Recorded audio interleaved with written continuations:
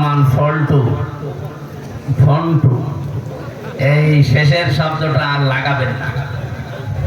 একটা নাম অনেক দূর সম্পদের চাইতে দামি, এই কথা বোঝে।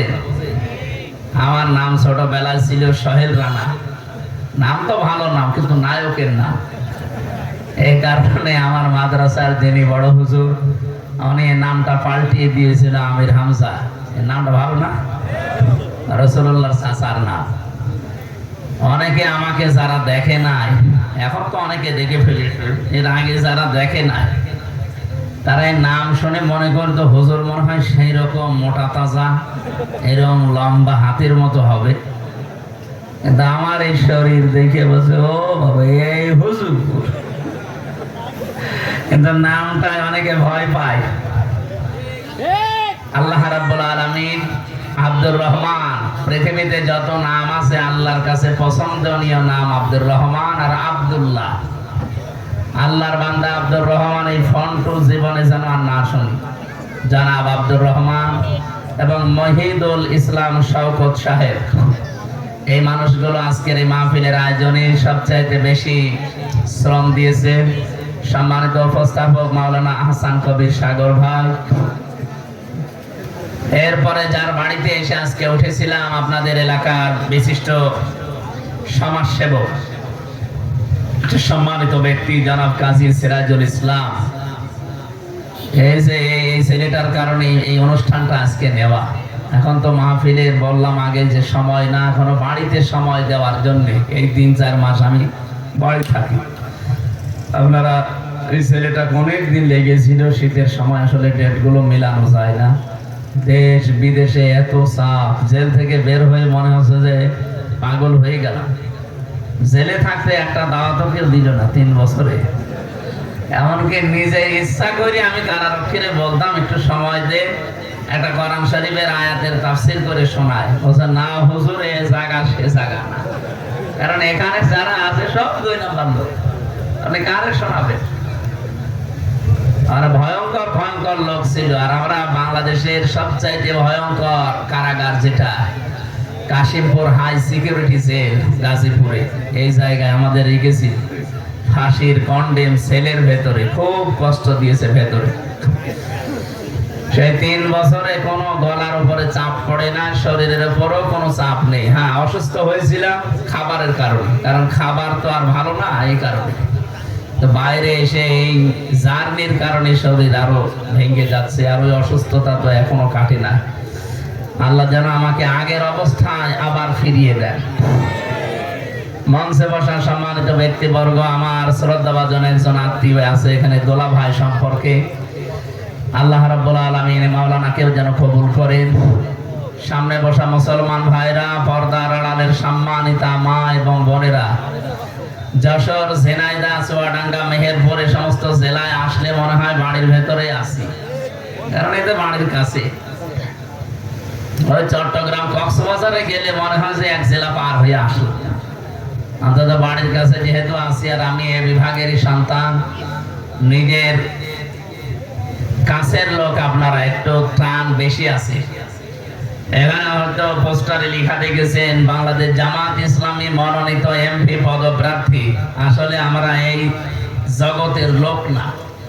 আমি জীবনে কোনোদিন কল্পনাও করি না যে আমি অন্তত ইউনিয়নের মেম্বারে দাঁড়াবো, চেয়ারম্যান হবো না, কারণ এই রাস্তায় আমার না। আমার ওই যে কাবিখা আছে না, কি ওটা কাবিখা, কি কাজের বিনিময়ে খাদ্য, আর আমরা হচ্ছে অবিখা, ওয়াজের বিনিময়ে খাই। আমি ওয়াজ করে খাই, অথচ সংগঠন থেকে এমন একটা দায়িত্ব চাপিয়ে দিয়েছে। মানুষ তো আগে অন্তত একটু টেস্ট করার জন্য মেম্বারে দাঁড়ায়, এরপরে চেয়ারম্যানে দাঁড়ায়, এরপরে ভাইস চেয়ারম্যানে দাঁড়ায়, এরপরে উপজেলা চেয়ারম্যানে দাঁড়ায়, এরপরে মেয়রে দাঁড়ায়, এরপরে এমপি। আর আমার 6 ধাপ বাদ দিয়ে একবারে লাগিয়ে দিয়েছে। এই সমস্ত বিষয়গুলো আমরা অত পারদর্শীও না, আর আমরা অ্যাক্টিভও না। যে যে লাইনে কাজ করে আল্লাহ তাকে ওই লাইনে এগিয়ে দেয়। আমরা ওই লাইনে ছিলাম, ওই লাইনে আল্লাহ আমাদেরকে এগিয়ে দিয়েছিলেন। কিন্তু একামতে দিনের দায়িত্ব পালন করা এটা নামাজ রোজার চাইতেও বড় ফরজ।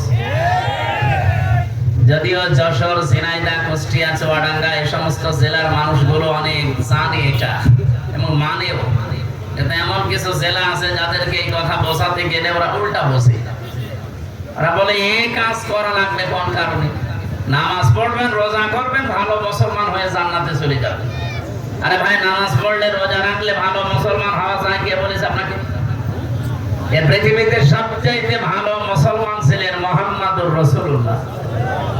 এ বিষয়ে কোনো সন্দেহ আছে? এখানে কথা বলা যাবে না ভাই, কেউ কথা বলবেন না। দাঁড়িয়ে থাকলে দাঁড়িয়ে থাকেন, কথা বলবেন না। আপনি হিসাব করে দেখেন তার 63 বছরের জীবনে এই যে 17 বছরে তিনি একটা দল বানিয়েছিলেন হেল্পফুল ফজল, এই সংগঠনের মাধ্যমে তিনি চেষ্টা চালিয়েছিলেন শান্তি দেওয়ার জন্য। এটার নামই হচ্ছে শান্তির সংঘ। 23 বছর একাধারে চেষ্টা চালালেন এই সংগঠন দিয়ে, কিচ্ছু করতে পারেন, ফল হয়েছিল জিরো।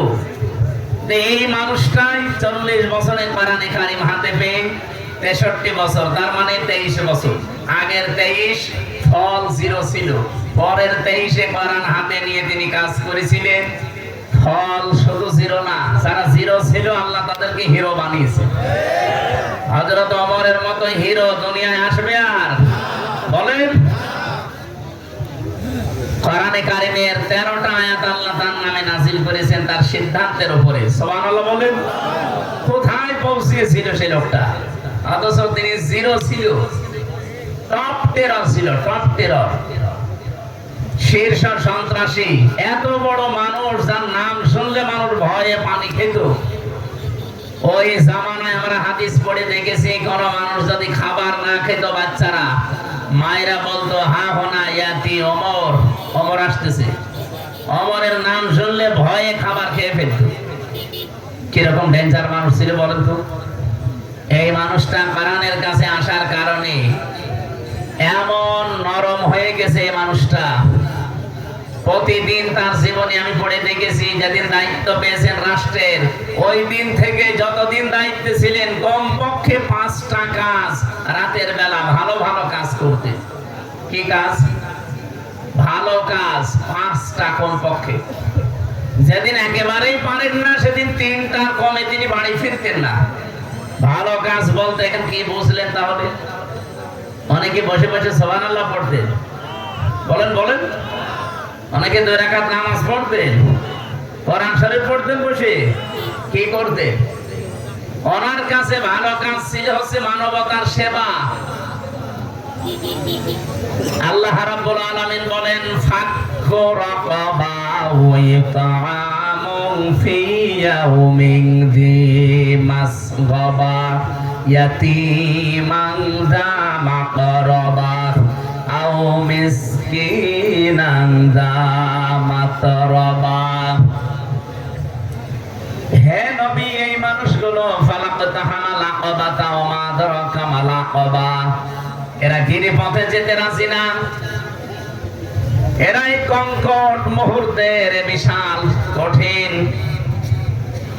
এই পথ মারি দিতে তারা রাজি না।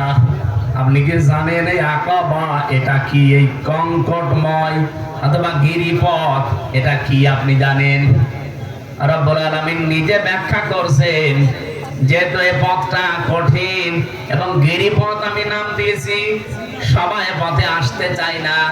ফাক্কু রাকাবা, এটা হচ্ছে দাসত্ব মুক্তি করা, দাস মুক্তির পথ। এটা গিরিপথ, এটা কঠিন পথ, এটা জান্নাতে যাবার পথ। হযরত ওমর এটা বুঝেছিলেন। আমার তো মনে হয় আজটা পড়ার পর এই বাংলাদেশে যারা একামতে দিনের দায়িত্ব পালন করে, আপনি রাগ করলে এইটাই সত্য কথা, এই মানুষগুলো মানুষকে মানুষের দাসত্ব থেকে, গোলামি থেকে মুক্ত করার জন্য জান প্রাণ দিয়ে কাজ করছে। আপনি একটু ভেবে বলেন,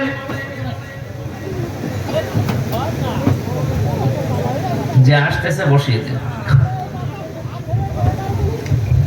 এই জন্য আমাদের মানব জীবনে আমরা যদি জান্নাতি সত্যি হতে চাই আর ভালো কাজ যদি আমরা অনুসন্ধান করি, তাহলে দাসত্ব মুক্ত করার জন্য মানুষের জীবনকে মানুষ যেন মানুষের গোলামি না করে, মানুষ যেন আল্লাহর গোলাম হয়ে বিদায় নিতে পারে, এই সংক্রান্ত কাজ কারবারে হাত দেওয়া লাগবে।